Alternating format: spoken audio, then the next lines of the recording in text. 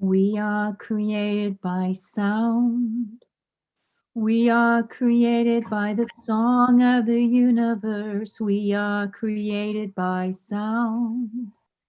We are created by the song of the universe, singing with the trees, singing with the song of the universe, singing with the whales, singing with the honeybee. All creation sings. All creation sings. We are created by sound. We are created by the song of the universe. We are created by sound. We are created by the song of the universe, singing with the trees, singing with the song of the universe, singing with the whales, singing with the honeybee. All creation sings. All creation sings. We are created by sound. We are created by the song of the universe. We are created by sound. We are created by the song of the universe. We are created by sound. Blessed be. Good morning. Welcome to the Carbondale Unitarian Fellowship, a member congregation of the Unitarian Universalist Association, sharing the good news of Unitarian Universalism with the folks throughout the river region.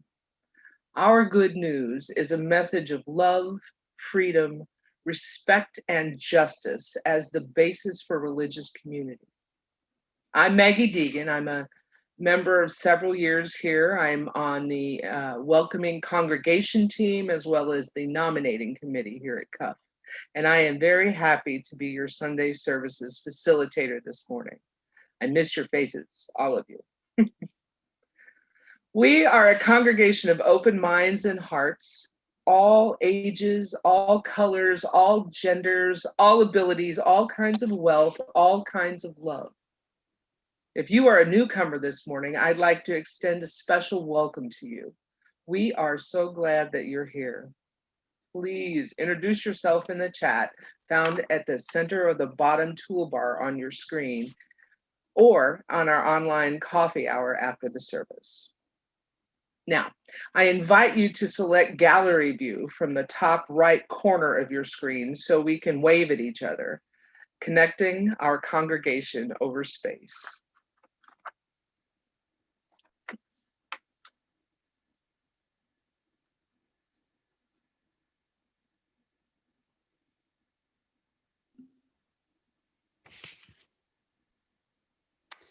It is so good to be together. Good morning. I'm Reverend Sarah Richards. I'm the minister of Carbondale Unitarian Fellowship, and it's great to be, I'm speaking to you from the foyer of our building. It's great to be here. The windows let in all the sunshine, and it's wonderful to be here with all of you. We make our congregation wherever we are, and we are making those connections online this morning no less strong than the connections that we make in person. Today is the first Sunday in March, as you well know, and that means that we have embarked on a new theme for the month, and that is exploring the question of what it means to be a people of commitment. in looking at the calendar for this day, I saw that exactly on this day, 56 years ago, Black civil rights activists, many of them very young, made the commitment to march across the Edmund Pettus Bridge in Selma, Alabama, and they were initially turned back by violence. Bloody Sunday was born of a commitment to equal rights that is still ongoing. We all know that eventually they did make it across that bridge, not without blood and suffering. And we are experiencing the echoes of what happened that morning 56 years ago. It has affected every single person in this country. Now, we make and fulfill and break and renew commitments large and small every day. Rarely are they as momentous as the one in Selma in 1965. But those commitments that we make every day can be long-lasting and can impact our lives and the lives of future generations for years to come in unanticipated ways. On this Generosity Sunday, we'll be exploring our personal commitments to others, to the people, organizations, causes, communities to which we care about. So let's begin with our chalice lighting, a symbol of our Unitarian Universalist faith. And I invite you to light your own chalice at home after the reading.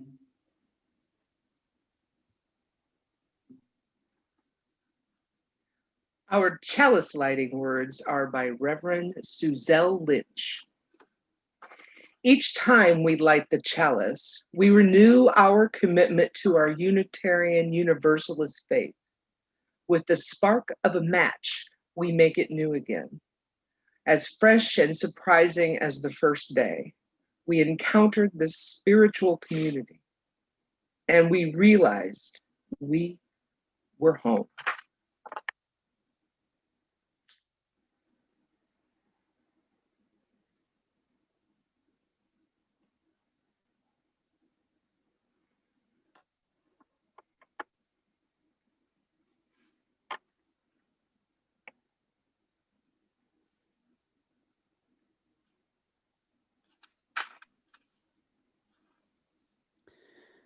Maggie has lit the chalice, and now with intention, she puts a pebble in her bowl of water, letting that ripple out beyond the walls of that room, beyond that home, out beyond all knowing.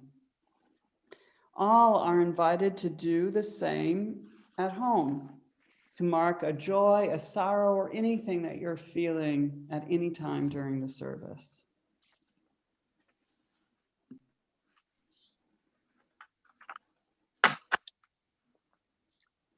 Our reading this morning is titled Choose to Bless the World by Reverend Dr. Rebecca Parker. Your gifts, whatever you discover them to be, can be used to bless or curse the world. The mind's power, the strength of the hands, the reaches of the heart, the gift of speaking, listening, imagining, seeing, waiting. All of these can serve to feed the hungry, bind up the wounds, welcome the stranger, praise what is sacred, do the work of justice, or offer love.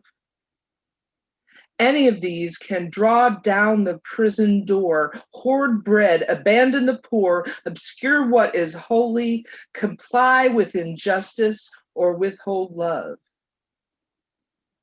You must answer this question. What will you do with your gifts. Choose to bless the world. The choice to bless the world is more than an act of will, a moving forward into the world with the intention to do good. It is an act of recognition, a confession of surprise, a grateful acknowledgement that in the midst of a broken world, unspeakable beauty, grace, and mystery abide. There is an embrace of kindness that encompasses all life, even yours. And while there is injustice, anesthetization, or evil, there moves a holy disturbance, a benevolent rage, a revolutionary love, protesting, urging, insisting that which is sacred will not be defiled.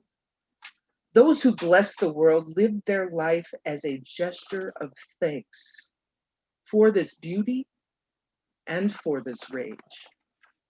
The choice to bless the world can take you into solitude, to search for the sources of power and grace, native wisdom, healing, and liberation.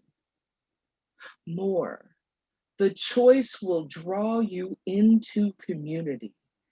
The endeavor shared, the heritage passed on, the companionship of struggle, the importance of keeping faith.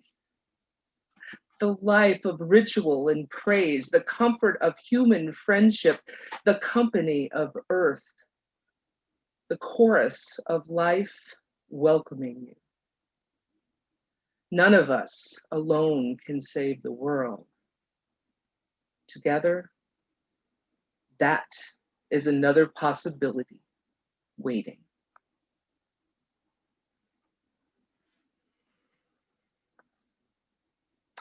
Now, I invite you all to sing our first hymn, Gathered Here. The words will be on the screen, and we will sing it through 4 times.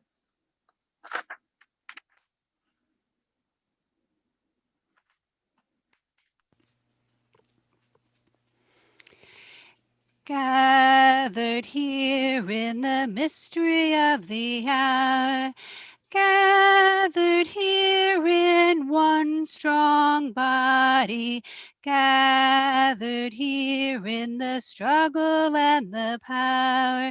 Spirit, draw near.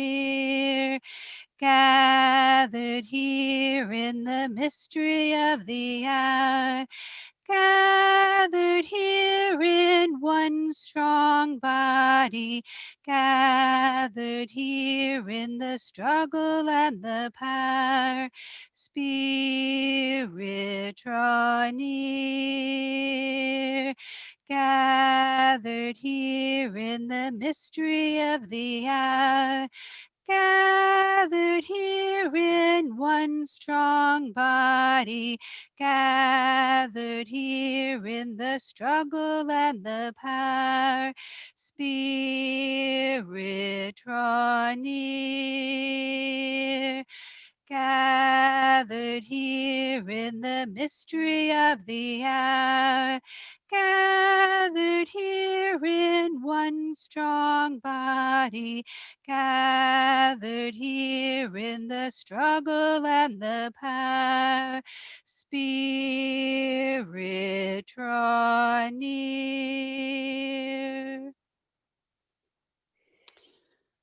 So we are gathered here in the mystery of this hour, gathered, albeit virtually, but in one strong body, and we have asked that Spirit draw near. We have created a vessel in this moment for our sorrows and joys, that we share them aloud so that we may witness, console, and celebrate with each other. We begin with sorrows. If anyone has a sorrow or personal concern that they would like to share, please unmute yourself. You can raise your hand, that helps us identify you, or you can just start talking. Candy, please go ahead. Oh, okay. Well, it's about Nancy again. As you all know, she's been stationed overseas on the Arabian Peninsula. And last time I talked to her, she was very downcast. She had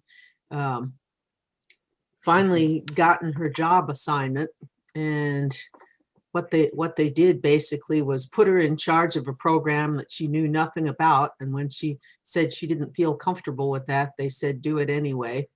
And she's having to work 12-hour days, well, actually 12-hour nights, because she's on third shift, and 6 days a week. And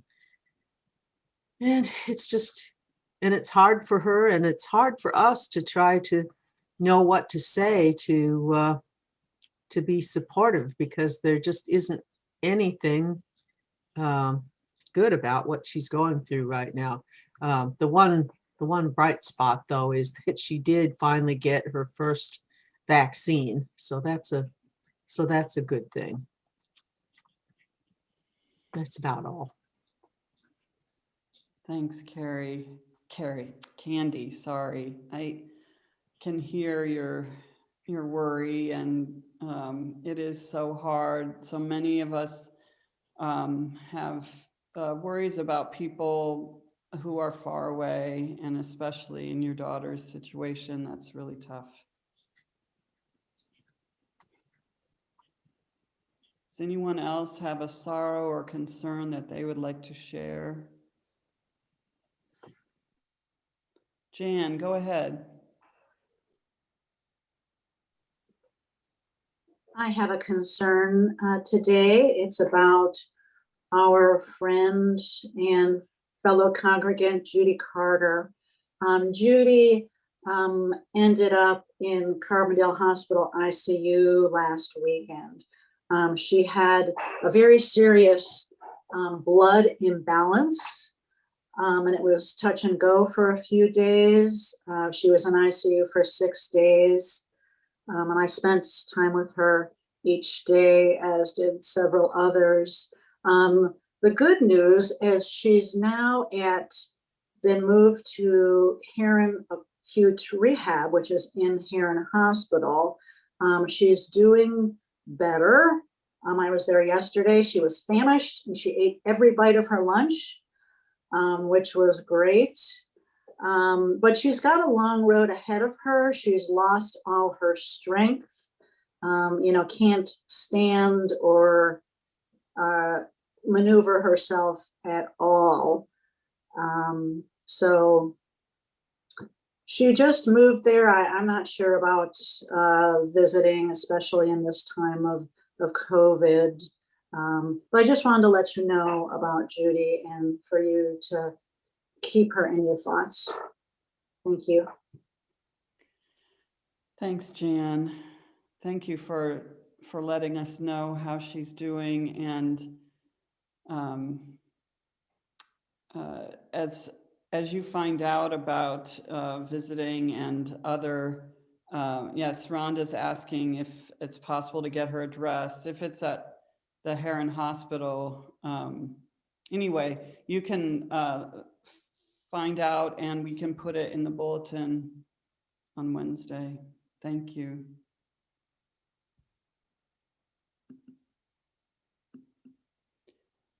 Anyone else have a sorrow or concern that they would like to share? TK has her hand up. Okay, go ahead, TK. My mom's COVID got worse this week, which sucks because she had already had her first vaccine, so I guess that didn't help.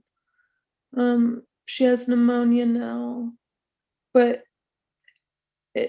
I'm not getting a lot of updates, and she's not really communicating with me a lot right now. As far as I know, she hasn't been put in the hospital, which is good. She had a chest x-ray, but that's really all I know. And she also decided that we're gonna have a funeral for Mima mid-April, even though before she said she didn't think that was safe. So I'm a little confused in how that can be safe, and she wants me to sing, but I guess I'm just gonna do it the best I can and hope that it's safe as can be. But that's all.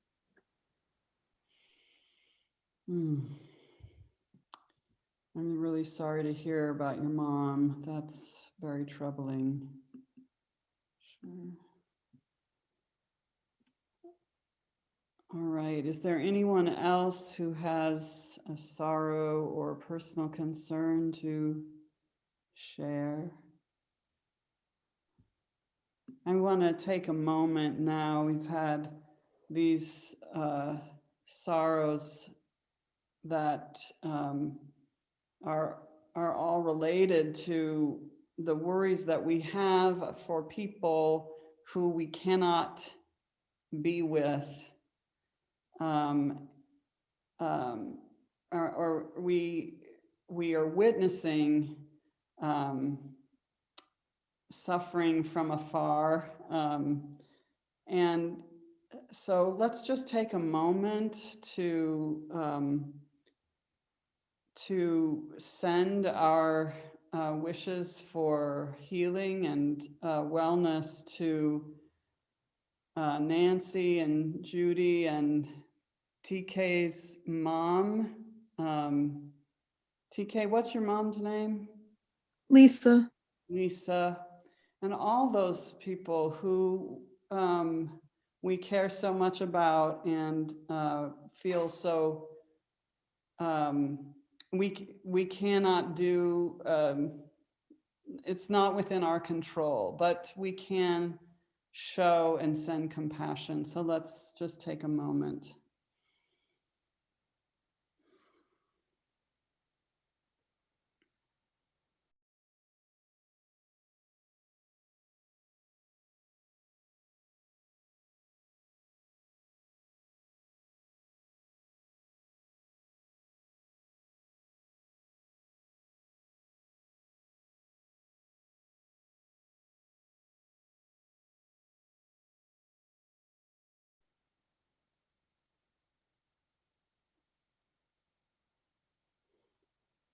Blessed be.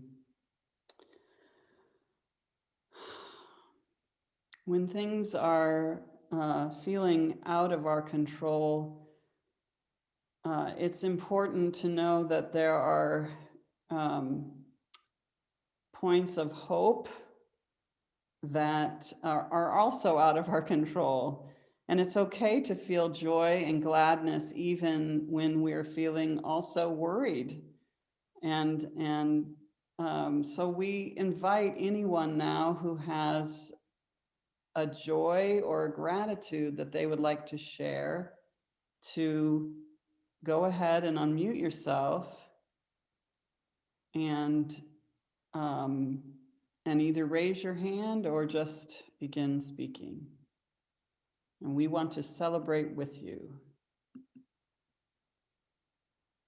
Go ahead, Sage.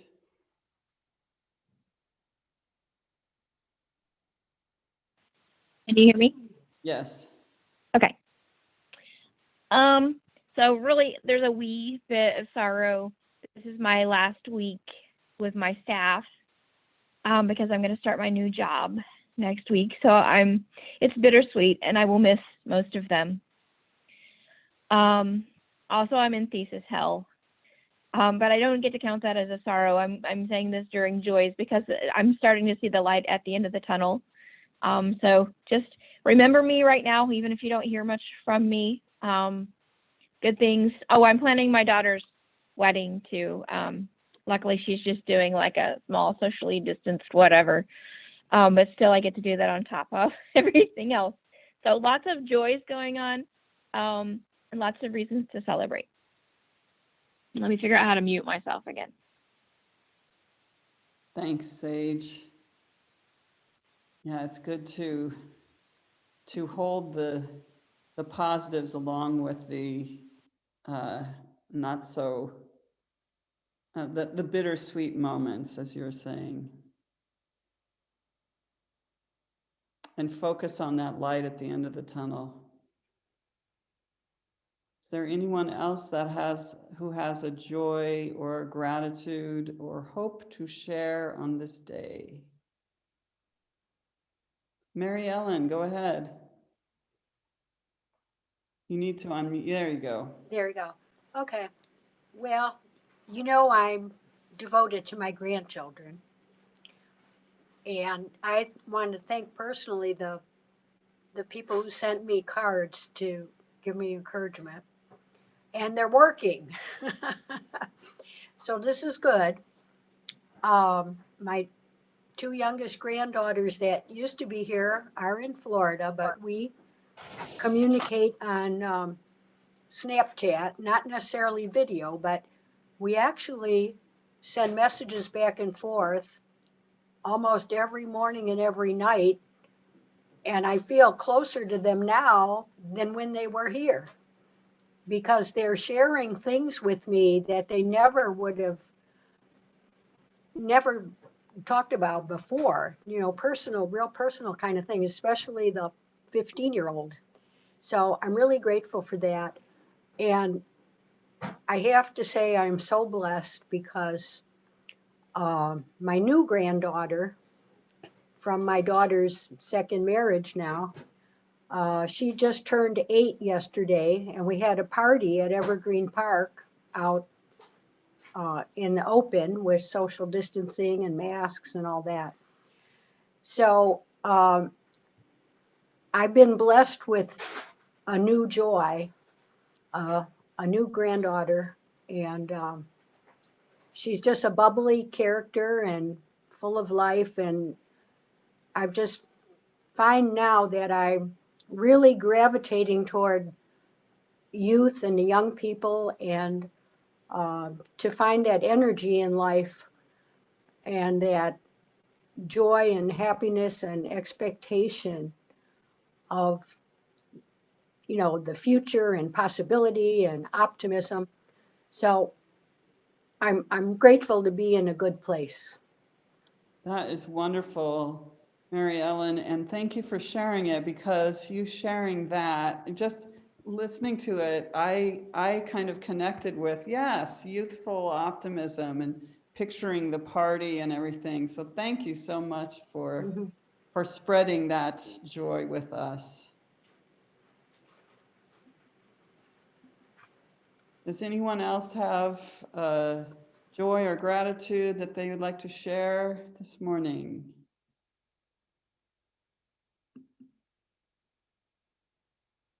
Okay, I am not seeing any more. I sometimes feel like an auctioneer, going once, going twice. All right. Well, for all of these joys of the connections that we make, sometimes in unanticipated forms, and of all of the sorrows and the concerns that we have for others, we have made this vessel, this time, to really share these glimpses of our lives together. And that is a blessing, and that is a joy. So let's take a moment now to reflect on all of those sorrows and joys that were lifted up today, and also those that are kept silent in our hearts. So a moment of reflection and silence.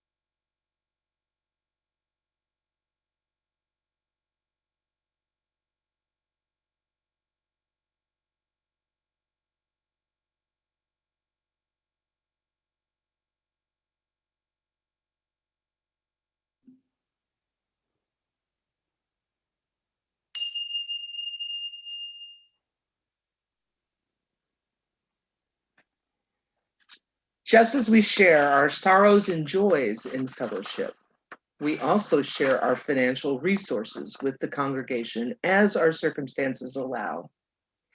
During the pandemic, some folks are experiencing hardship, others are relatively unaffected financially. We appreciate the generosity of spirit, time, effort, and money of all during these challenging times for the good works of the fellowship within the congregation and beyond. Your checks should be written to Cuff at 105 North Parish Lane in Carbondale, and they are much appreciated. Or now you can donate online via PayPal. We've gone high tech. Get all the details in the email announcement for this service or the weekly bulletin. And our recipient for social action month of Sundays this month is Feed My Sheep. We'll hear more about it next Sunday, and you can read about it in the bulletin or today's order of service email. Remember that you may make a donation via PayPal during the offertory. The link will be in the chat box. Please specify your donation recipient, whether it's a Cuff pledge, Feed My Sheep, etc. Put it in the notes section on the second page. And now for the offertory. Two roads diverged in a yellow wood, and sorry I could not travel both, and be one traveler long I stood, and looked down one as far as I could, to where it bent in the undergrowth.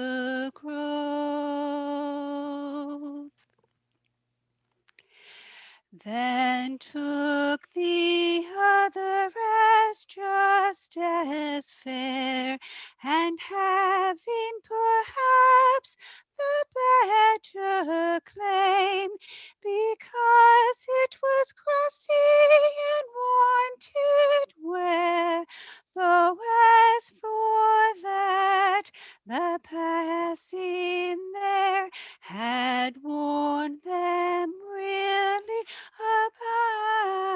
about the same. And both that morning equally lay in leaves no step had trodden black. Oh, I kept the first for another day, yet knowing how way leads on to way, I doubted if I should ever come back. I shall be telling this with a sigh. Somewhere ages and ages hence, two roads diverged in a wood, and I took the one less traveled by, and that has made all the difference. And that has made all the difference.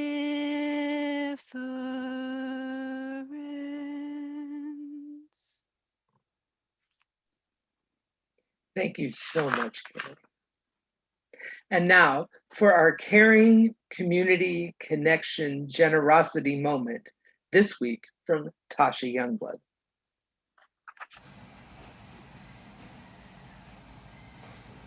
Hello, everyone.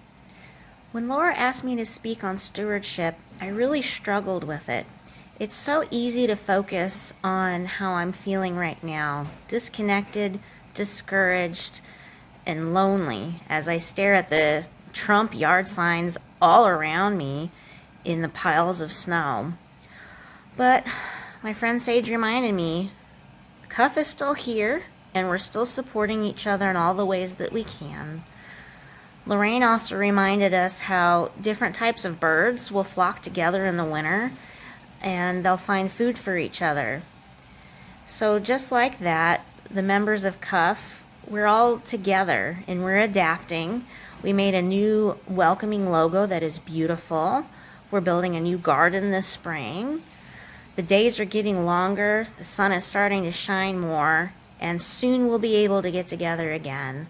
And that's why it's so important to give what we can, because by sharing our resources together, we continue to help each other and help those other lonely souls out there who don't know they have a flock they can come home to. Me and my family are really looking forward to seeing you all again. Bye for now. By sharing our resources together, we continue to help each other and help those other lonely souls out there who don't know they have a flock they can come home to. Tasha's words echo those of Reverend Dr. Rebecca Parker. When you choose to bless the world, the choice will draw you into community. The endeavor shared, the heritage passed on, the companionship of struggle, the importance of keeping faith, the life of ritual and praise, the comfort of human friendship, the company of earth, the chorus of life welcoming you. It's the aspect of choice in our commitments, the choice to bless the world, the choice to share our resources together that is critical to us as Unitarian Universalists. And that's what Maggie and I are going to explore with you this morning. Maggie, we were talking the other day about how commitments, when freely chosen rather than taken on out of tradition or sense of obligation, can actually give purpose and a sense of direction to our lives. What has been your experience of making commitments to others, whether it's another person or people, organization, etc.? Well, most of the time, I think a freely chosen commitment benefits the maker as much as the recipient. For example, I credit my commitment to join Cuff with starting me on my path to really living my best life. You know, at first, I made the commitment to join Cuff just to be a part of a community that shared similar beliefs and values with me. I mean, I was lonely in a red area. But, you know, in no time, I was on the board and serving on several committees, doing my level best to burn myself out with my enthusiasm. It was all Cuff all the time. But I came to realize that those UU principles that I was learning about required me to just do more than simply have good intentions. And I learned that by watching all of you and how you actually lived those principles. So I started to change and grow spiritually, but I came to realize that serving on all those committees and boards and stuff at Cuff really wasn't feeding my soul the way it did initially. So I actually stepped back from some of my Cuff commitments to reevaluate. And I realized that I needed to be, you know, more active in the broader community because I really felt that I wasn't practicing what I preached enough. So, you know, a lot of things have happened, but now I study American history with the specific purpose of rooting out any hidden racism within myself. most of us have some. I serve on the board of the Rainbow Cafe. I'm part of the planning committee for Southern Illinois Pride Fest. I am even somehow still in the running for appointment to a statewide commission on discrimination and hate crimes. So though the nature of my commitment and involvement with CUF has changed over the course of time, it remains strong because what I'm doing is guided by our UU principles when I interact with the broader world. Yeah, so you mentioned shifts or changes in your commitments over time. And that reminds me that commitments are essentially relational. And all relationships change or they die, just like any living thing. In thinking about commitments I've made, I realize that I rarely take time to reflect on how and why they've changed. I mean, really, thinking about this theme has allowed me to do that. It's not something that I normally do, but I realize that there are definitely moments that I have re-examined commitments and taken steps to refresh them. For example, my commitment to serving this congregation in its growth as anti-racist, inclusion-oriented, has taken many forms over the years. You know, I'm a different person. I'm a different minister than I was in the fall of 2014. That commitment that I made back then, that I still have, has also shifted. It's, leading classes, and then participating in book discussions, and of course, multiple sermons over the years. I hope that those have changed as well. And especially though, working with CUF folks who bring what they've read, experienced, and learned. So it's a communal process. I've seen how more and more people are engaged in the work of dismantling systems of oppression within themselves, as well as our community. And of course, this is not only or even mostly because of what we've been addressing at CUF, but it certainly has been a part of it. So I've noticed that my own understanding has evolved too. This kind of growth is interdependent. It's like an interdependent web of understanding and growth. And it has led me to deepen my commitment by registering for the Beloved Conversations online class. It's a 3-year course of discernment and application of our UU commitment to racial equity.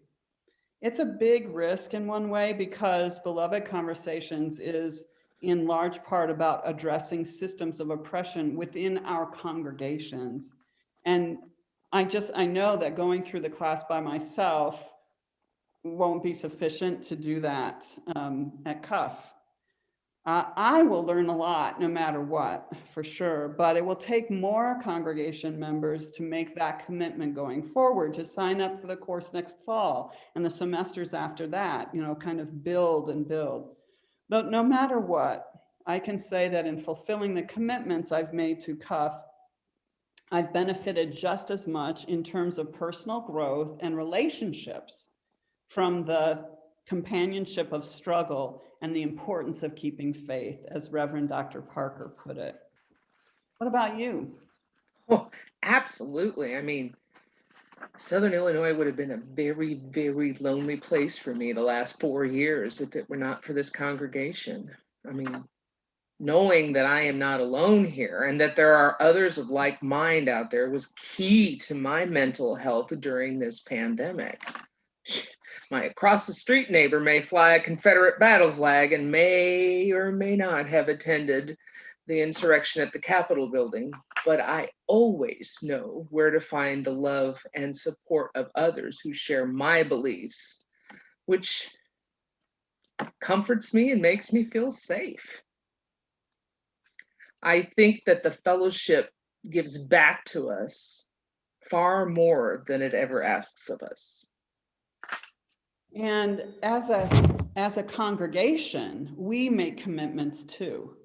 I know you've been involved in renewing our commitment to being an LGBTQ plus welcoming congregation. And we've begun acting on our commitment to the earth, converting nearly 2 acres of lawn to pollinator garden. That's very exciting.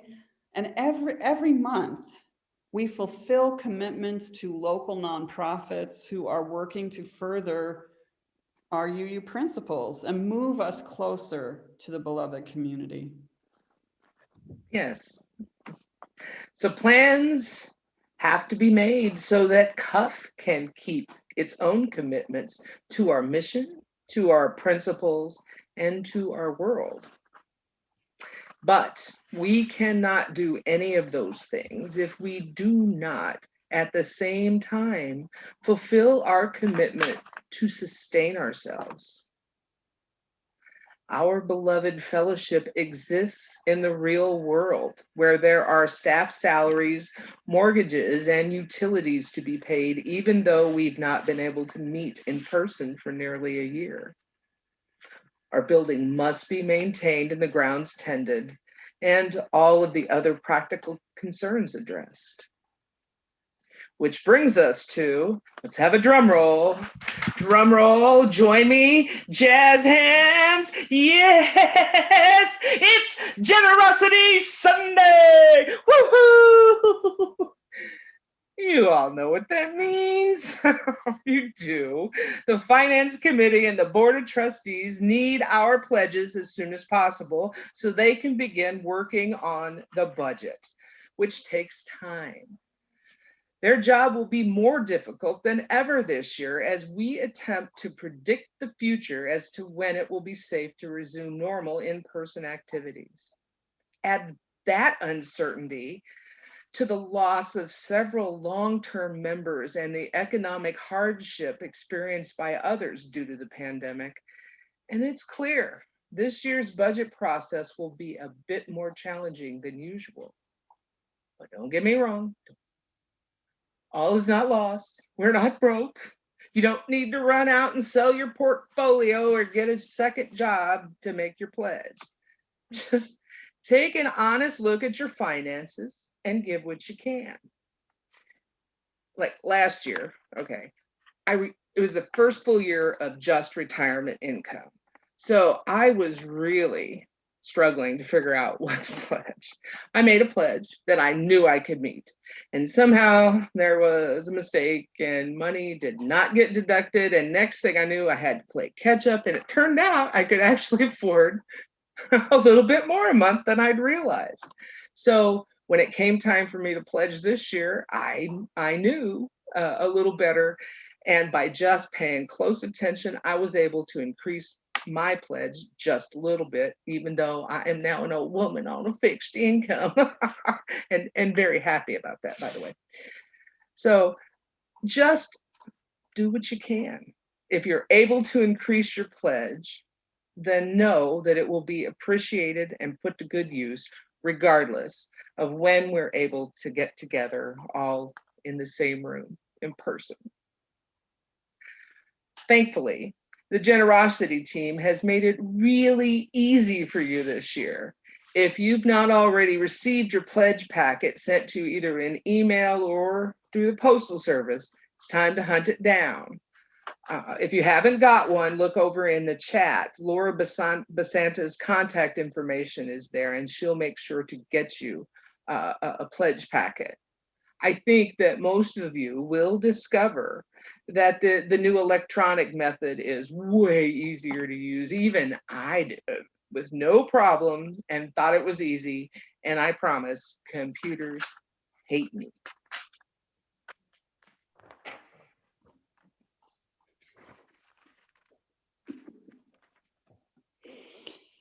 Yeah, Maggie, I've made my pledge using the online form this year, and it was easy peasy. I was able to increase my pledge by 5% as encouraged. Just as we say in our offering words, we know that the pandemic has affected everyone differently, so our financial commitment to CUF will need to change accordingly, no matter the amount of our pledge. making it a generous one, generous as in generative, to grow, will help the Carbondale Unitarian Fellowship grow into our mission to make internal as well as external strides in social and environmental justice, to help all ages learn and act on our growing understanding, and as Tasha put it, continue to help each other and help those other lonely souls out there who don't know they have a flock they can come home to. So let's come together and give till it hurts. That feels good. Give till it feels good. Not till it hurts, sorry. Can I get an amen? Amen.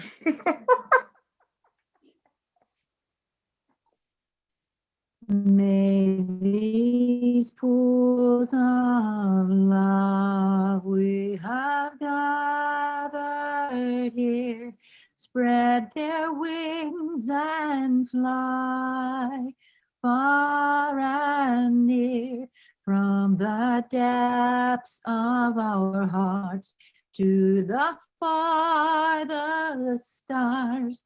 May our love bless everyone. May our love bless everyone. May these pools of love we have gathered here spread their wings and fly far and near from the depths of our hearts to the farthest stars. May our love bless everyone. May our love bless everyone. May these pools of love we have gathered here spread their wings and fly far and near from the depths of our hearts to the farthest stars. May our love bless everyone. May our love bless everyone. May our love bless everyone. Blessed be. That was just lovely.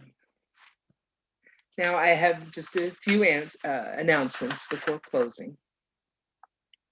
First, be sure to read all of the announcements in the email that was sent this morning with the order of service. Two deserve particular attention. The announcement of and link to the online pledge form and the upcoming give and take drive-through at Cuffs, wearing o' the green and a giving of the green at 10 a.m. till noon on next Saturday. It is sure to be a lot of fun for all ages. Now, if you need a shot of community at any time this week, just type in Carbondale Unitarian Fellowship in the YouTube search bar and browse through past services. Now, let's thank our musicians, Elana Floyd-Kennett and Carrie Vine. Thanks to Martha Schum and Linda Linson, our Zoom co-host this morning. Thank you to Tasha Youngblood for her caring community connection generosity moment. And thanks to all who were part of this service, which is each and every person here today in online fellowship. Newcomers, we're really happy you joined us this morning, so please put your questions, comments, or contact info into the chat box and we will follow up. We hope you'll stay on for virtual coffee hour after the service so we can get to know each other. Now, I invite everyone to join in singing our final hymn.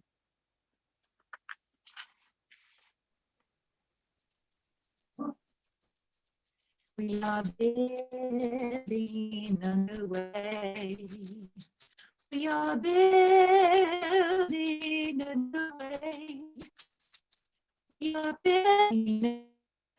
feeling stronger every day. We are building a new way. We are working to be free. We are working to be free. We are working.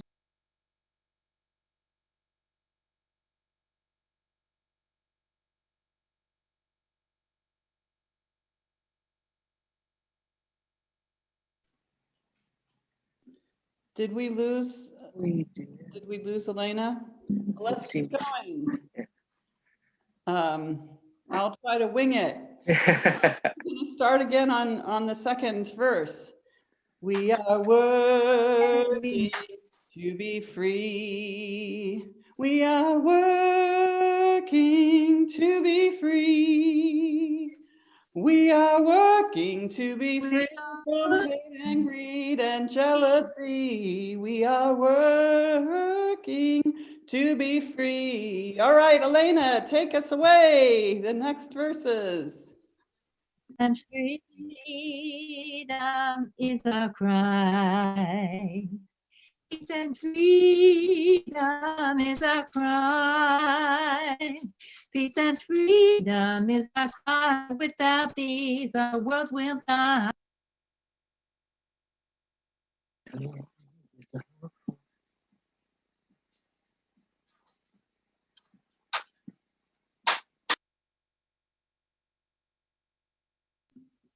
Without these, this world will die. Peace and freedom is our cry. Woo! All right. Yes. Thank you so much, Elena and Carrie. It's wonderful to have such really great musicians here in the fellowship. And, you know, I think we're going to appreciate all of you even more after this period of online singing. When we're back together, I know I'll be crying tears of joy. Just being able to listen to your music. So now is the time that we join hands with people who are with us and people in spirit. We lift our palms to give and to receive the blessing. These words are by Reverend Sean Parker Dennison. At this moment of ending, may there be a good word, a blessing to help us remember what we have so often forgotten. May the message we need be gently spoken and held in the spaces in our cells, the fibers that hold all we need to maintain our gentleness, our courage, and our hope. At this moment of ending, may the goodness we wish for ourselves and each other, this community, ecosystem, planet, and stardust galaxy becomes such a part of us that we cannot tell where the blessing ends and we begin. Amen. Go in peace with love for justice. But stay on for coffee hour.